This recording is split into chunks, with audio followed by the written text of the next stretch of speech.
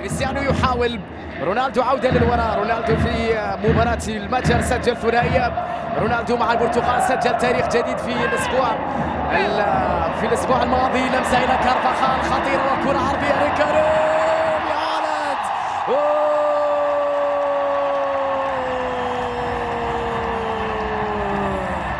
عندك ظهير ولا جناح ولا صانع لعب؟ هذا كارفاخال، اجيبولي، هو ظهير ولا جناح ام انه صانع لعب؟ كارفاخال. هدف لكريم بنزيما، هدف اول لريال مدريد. اعطينا اللقطه مره اخرى. يا لها من تمريره ويا له من كارفاخال، يا لها من لمسه ويا له من كارفاخال. شوفها مرة أخرى. يبدأ الهجمة، تحرك من جانب كريم اللي استقبل التمريرة، انتظر كارفاخال. هذه النظرة، هذه اللمسة، هذه تمريرة نجم، وهذه نهاية كريم في شباك ألافيس. هدف أول لريال مدريد، يتنفس معه الصعداء الميرينجي ويسجل بتمريرة رائعة من الظهير طائر من كارفاخال بهدف. طبعا سجل كريم.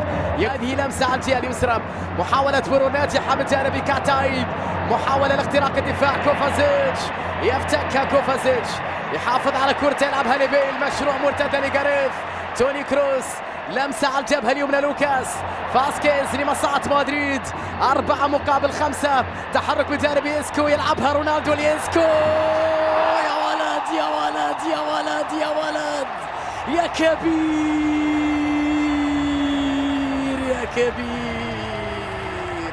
يا كبير يا إسكو، يا سحرك، يا مهارتك، يا روعة أدائك، يا روعة أقدامك. زيدان الصغير أو نقول إسكو الكبير يسجل هدف الفوز لريال مدريد بعد تمريرة رائعة من جانب رونالدو. يا له من تحرك ويا لها من لمسة ويا له من إسكو، يا لها من لمسة ويا له من إسكو. شوف التحرك الجميل، شوف النهاية الرائعة في زاوية قاتلة لحارس المرمى. هذه الكرات، هذه الأهداف لا يسجلها إلا الكبار، لا يسجل بهذه الطريقة إلا الكبار القادرين على صناعة الفارق في أوقات صعبة في الأزمات.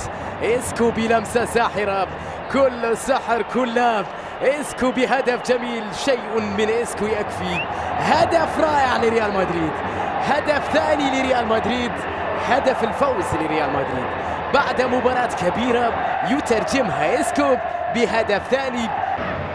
الهدف الثالث سيعني تأكيد الانتصار. جماهير تترقب، واحدة من بيل أم من كريستيانو لتأكيد الانتصار، لمواصلة المشوار في الليغا. محاولة خطيرة لريال مدريد، جاريث بيل يلعبها وبالراس، والثالث للميرينجي.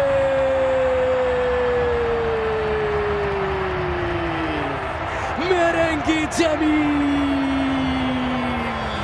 وضربة رائعة لجاريث بيل، وأجمل نهاية لناتشو، أجمل نهاية لناتشو. انتهى كل شيء في هذه المباراة، انتهى كل شيء في هذه المباراة. وصل ريال مدريد في الوقت المناسب، وصل ناتشو للتسجيل لتأكيد فوز ريال مدريد بعد ضربة ثابتة رائعة لجاريث بيل. عادت من العارضة وكان ناتشو في المكان المناسب ليستقبلها برأسه، ليضعها في الشباك ليؤكد الانتصار. ضاعت من ديفرسون، 1-1 قريبة جدا من ألافيس. الكرة بعد ذلك اختارت ريال مدريد اللي كان يستحق من الشوط الأول تسجيل أكثر من هدف. في الثاني ألافيس كان يستحق أن يسجل هدف. بين إضاعة تلك الفرص لألافيس عاد ريال مدريد. هذه مشكلتكم، أنكم لم تستغلوا الفرص أمام ريال مدريد. هذا الهدف يسجل ناتشو يؤكد انتصار فريقه في هذه المباراة.